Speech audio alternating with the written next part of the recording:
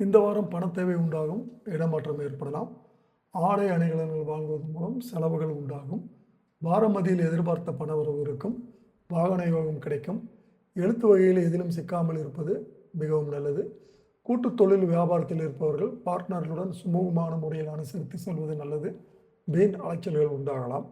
உத்தியோகத்தில் இருப்பவர்களுக்கு திடீர் நெருக்கடிகள் ஏற்படலாம். எச்சரிக்கையாக இருப்பது நல்லது. பயனற்ற பயணங்கள் உண்டாகலாம். குடும்பத்தில் இருப்பவர்களுடன் கவனமாக பேசுவது நல்லது. கணவன் மனைவிக்கு இடையே திடீர் கருத்து வேற்றுமை ஏற்பட்டு நீங்கும். பிள்ளைகளின் கல்வி தொடர்பான விஷயங்களில் கவனம் செலுத்துவது நல்லது. வாக்குவாதத்தை தவிர்ப்பது நல்லது. பெண்களுக்கு பணவரத்து திருப்தி தரும். வெளியூர் பயணம் செல்ல நேரலாம். தோழிகளுடன் சுமூகமாக பேசி பழகுவது நல்லது. மாணவர்களுக்கு கல்வியில் வேகம் காணப்படும். சக மாணவர்களுடன் சுமூகமாக அனுசரித்து போவது மிகவும் நல்லது. உத்திராடம் 2, 3, 4 பாதங்கள். இந்த வாரம் குடும்பத்தில் இருந்த குழப்பங்கள் குறையும். கணவன் மனைவி ஒருவருக்கொருவர் விட்டு கொடுத்து செல்வதன் மூலம் மகிழ்ச்சிகள் உண்டாகும். பிள்ளைகளின் எதிர்கால நலனுக்காக பாடுபடுவீர்கள். உறவினர்கள் மூலம் உதவிகள் கிடைக்கும். திருவோணம். இந்த வாரம் எந்த ஒரு வேலையை செய்யும் பொழுதும் கூடுதல் கவனத்துடன் செய்வது நல்லது. செலவுகள் அதிகரிக்கும். எந்த காரியத்தை செய்தாலும் தடைகள் தாமதங்கள் ஏற்படலாம்.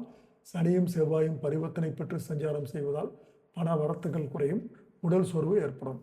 அவிட்டம் 1, 2 பாதங்கள். வீண் பிரச்சனைகள் தலை தூக்கும்.